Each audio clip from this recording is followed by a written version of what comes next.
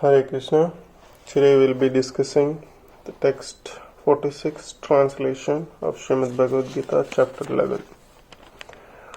O Universal Lord, I wish to see you in your four-armed form with a helmeted head and with club, wheel, conch and lotus flower in your hands. I long to see you in that form.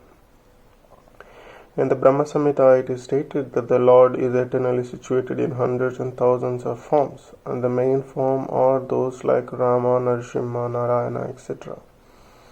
There are innumerable forms, but Arjuna knew that Krishna is the original personality of Godhead, assuming his temporary universal form. He is now asking to see him in a Narayana, a spiritual form.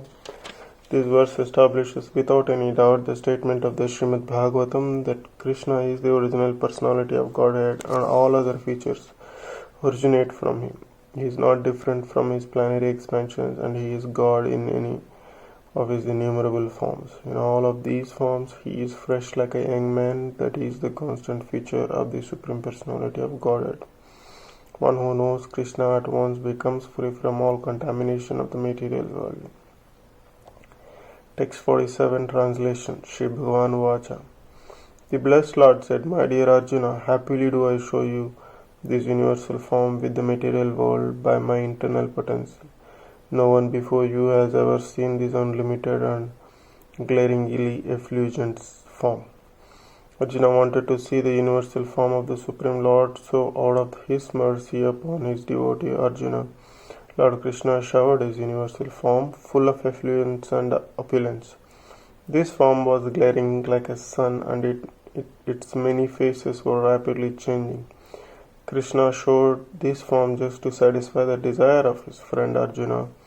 This form was manifested by Krishna through his internal potency, which is inconceivable by human speculation. No one had seen this universal form of the Lord before Arjuna, but because the form was shown to Arjuna, other devotees in the heavenly planets and in the other planets and outer space could also see it. They did not see it before, but because of Arjuna they were also able to see it. In other words, all the disciples of devotees of the Lord could see the universal form which was shown to Arjuna by the mercy of Krishna. Someone commented that the form was shown to Duryodhana also when Krishna went to Duryodhana to negotiate the peace. Unfortunately, Duryodhana did not accept the peace offer, but at the time Krishna manifested some of his universal form, but those forms are different from one shown to Arjuna. It is clearly said that no one has ever seen this form before. Text 48 translation. O best of the Kuru warriors, no one before you has ever seen this universal form of mine, for neither by studying the Vedas, nor by performing sacrifices, nor by charities or similar activities can this be form seen. Only you have seen this. The divine vision in this connection should be clearly understood. Who can handle divine vision? Divine means godly. Unless one attains the status of divinity as a demigod, he cannot have a divine vision. And what is a demigod? It is stated in the Vedic scriptures that those who are devotees of the Lord Vishnu are demigods. Those who are atheists, that is, who do not believe in Vishnu or who only recognize the impersonal part of Krishna as the Supreme, cannot have the divine vision. It is not possible to decry Krishna and at the same time have the divine vision. One cannot have the divine vision without becoming divine. In other words, those who have a divine vision can also see like Arjuna. The Bhagavad-Gita gives the description of the universal form, and this description was unknown to everyone before Arjuna. Now one can have some idea of the Vishwarupa after these incidents. Those who are actually divine can see the universal form of the Lord, but one cannot be divine without being pure devotee of Krishna. The devotees, however, who are actually in the divine nature and who have divine vision are not very much interested to see the universal form of the Lord as described in the previous verse. Arjuna desired to see the four-handed form of Lord Krishna as Vishnu, and he was actually afraid of the universal form. In this verse, there are some significant words, just like Veda Yajnaya Yani, which refers to studying Vedic literature and the subject matter of sacrificial regulations. Veda refers to All kind of Vedic literature, namely the four Vedas, Rig Veda, Yajurveda, Samaveda, Atharvana Veda, the 18 Puranas and Upanishad, Vedanta Sutra, one can study these home and anywhere else. Similarly, these are sutras, Kalpa Sutras, Mimamsa Sutras for studying the method of sacrifice. Dhyan refers to the charity, Dhanai refers to charity which is offered to the suitable party, such as those who are engaged in the transcendental loving service of the Lord. The Brahmanas and Vaishnavas, similarly, pious activities refer to the Agnihotra. The prescribed duty of the different castes, pious activities, and the voluntary acceptance of some bodily pains are called tapasya. So one can perform all these, can accept bodily penances, give charity, study and Vedas, etc. But unless he is a devotee like Arjuna, it is not possible to see the universal form. Those who are impersonalists are also imagining that they are seeing the universal form of the Lord. But from Bhagavad-Gita we understood that the impersonalists are not devotees, therefore they are unable to see the universal form of the Lord. There are many persons who create incarnations. They falsely claim an ordinary human to be an incarnation, but this is called the foolishness. We should follow the principles of Bhagavad-Gita, otherwise there is no possibility of attaining perfect spiritual knowledge. Although Bhagavad-Gita is considered the preliminary study of the science of God, still it is so perfect that one can distinguish what is what. The followers of a pseudo incarnation may say that they have also seen the transcendental incarnation of God, the universal form, but that is not acceptable because it is clearly stated here that unless one becomes a devotee of Krishna, one cannot see the universal form of the Lord. So one first of all has to become pure devotee of Krishna, then he can claim that he can show the universal form of what has seen. A devotee of Krishna can accept false and cannot accept false incarnation of or followers of a false incarnations. Text 49 translation. Your mind has been perturbed upon seeing this horrible feature of mine. Now let it be finished, my devotee, be free from all disturbance. With a peaceful mind, you can now see the form you desire. In the beginning of Bhagavad-Gita, Arjuna was worried about killing Bhishma and Drona, his worshipful grandfathers and master. But Krishna said that he needed not to be afraid of killing his grandfather. When they tried to disrobe Draupadi in the assembly, Bhishma and Drona were silent, and for such a negligence of the duty they should be killed. Krishna showed his universal form to Arjuna just to show him that these people were already killed for their unlawful action. That scene was shown to Arjuna because devotees are always peaceful and they cannot perform such horrible actions. The purpose of the revelation of the universal form was shown. Now Arjuna wanted to see the four-armed form, and Krishna showed him. A devotee is not much interested in universal form, for it does not enable one to reciprocate loving feelings. A devotee wants to offer his respectable worshipping feelings, thus he wants to see the two-handed or four-handed Krishna, from so he can reciprocate in loving service with Supreme Personality of Godhead. Text 50. Sanjaya Vacha. Sanjaya said, Dhritarashtra, the Supreme Personality of Godhead Krishna, while speaking thus to Arjuna, displayed his real four-armed form, and at last he showed him his two-armed form, thus encouraging the fearful Arjuna. When Krishna appeared as the son of Vasudeva and Devaki, he first of all appeared in four-armed Narayana. But when he was requested by his parents, he transformed himself into an ordinary child in appearance. Similarly, Krishna knew that Arjuna was not interested in seeing four-handed form of Krishna, but since he asked to see his four-armed form, he also showed him his form again and then showed himself in his own two-handed form. The word Samyapura is very significant. Samyavapu is very beautiful form. It is known as the most beautiful form.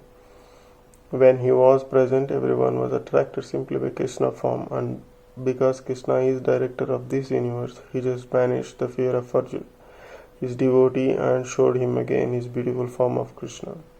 In the Brahma Samhita it is stated that only person whose eyes are smeared with an ointment of love can see the beautiful form of Krishna. Text 51 translation. Arjuna Vacha. When Arjuna thus saw the Krishna in his original form, he said, seeing this human-like form so very beautiful, my mind is now pacified and I am restored to my original nature. Here the words Manusham Rupam clearly indicates the Supreme Personality of Godhead to be originally two-handed. Those who derive Krishna to be an ordinary person are shown here to be originant of his divine nature. Krishna is like an ordinary human being, then how is it possible for him to show the universal form and again to show him the four-armed Narayana form? So it is very clearly stated in Bhagavad-Gita that one who thinks that Krishna is an ordinary person and misguides the reader by claiming that it is the impersonal Brahman within Krishna speaking is doing the greatest injustice. Krishna has actually shown his universal form and his four-handed Vishnu form. So how can he be an ordinary human being? A pure devotee is not confused by misguiding commentaries on Bhagavad-Gita because he knows what is what. The original verses of Bhagavad-Gita are as clear as the sun. They do not require lamplight from foolish commentators. Text 52 translation. Sri Bhagavan Vacha. Blessed Lord said, my dear Arjuna, the form which you are now seeing is very difficult to behold. Even the demigods are ever seeking the opportunities to see this form which is so dear. In the 48th verse of this chapter, Lord Krishna concluded revealing his universal form and informed Arjuna that this is not possible to be even seen, so many activities and sacrifices, etc. Now here the word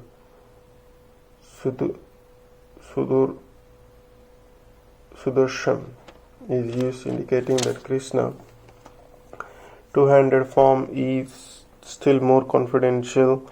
One may be able to see universal form of Krishna by adding little tinge of devotional service to various activities like penance, Vedic studies, philosophical speculation, etc.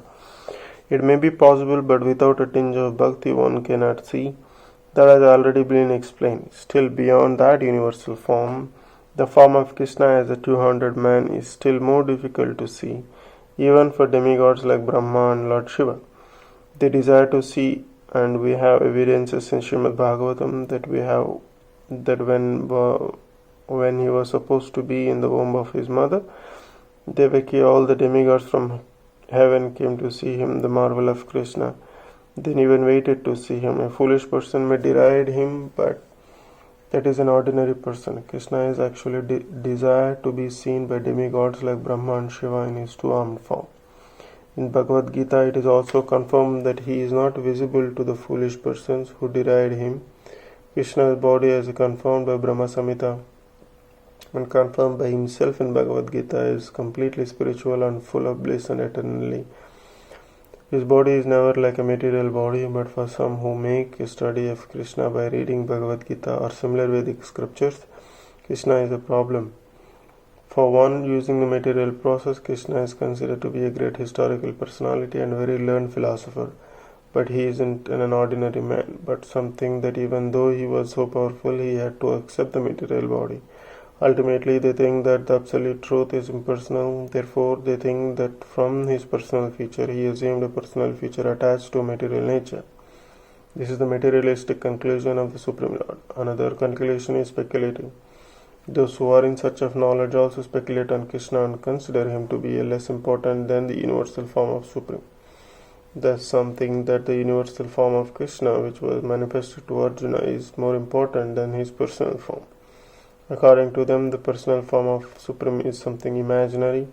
They believe that in the ultimate issue, the absolute truth is not a person, but the transcendental process. It is described in Bhagavad-Gita chapter 2 to hear about Krishna from authorities, that is the actual Vedic process, and those who are actually in Vedic in line hear about Krishna from authority, and by repeated hearing about him, Krishna becomes dear.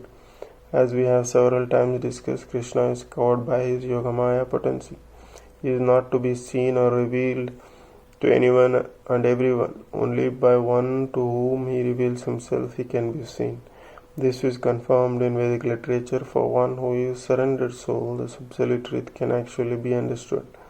The transcendentalist, by continuous Krishna consciousness and by devotional service to Krishna, can have his spiritual eyes opened and can see Krishna by revelation. Such a revelation is not possible even for the demigods, therefore it is difficult even for the demigods to understand Krishna.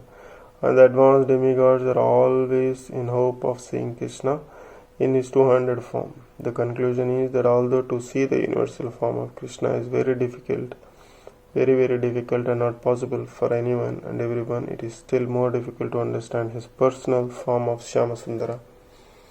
Which concludes the text 52 translation of Srimad Bhagavad-Gita. Hare Krishna. Keep listening. Thank you so much.